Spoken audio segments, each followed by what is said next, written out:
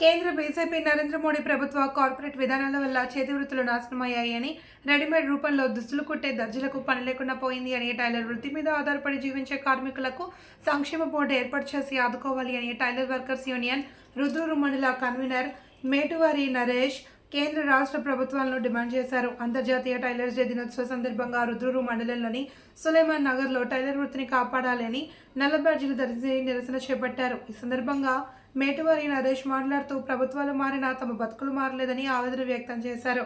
50 ఏళ్లు దాటిన టైలర్ కార్మికుడికి నెలకు 10,000 పెన్షన్ ఇవ్వాలి అని డిమాండ్ చేశారు.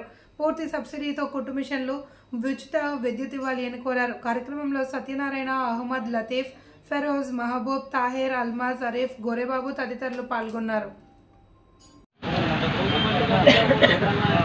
రుద్రూరు మండలము సురంపారం గ్రామ టైలర్స్ డే సందర్భంగా మరి 50 సంవత్సరాల నుండి ఈ టైలర్ పని చేస్తూ చాలామంది బీదవాళ్ళు అయిపోయారు. బీదవాళ్ళు ఇప్పుడు కూడా బీదవాళ్ళు ఉన్నారు.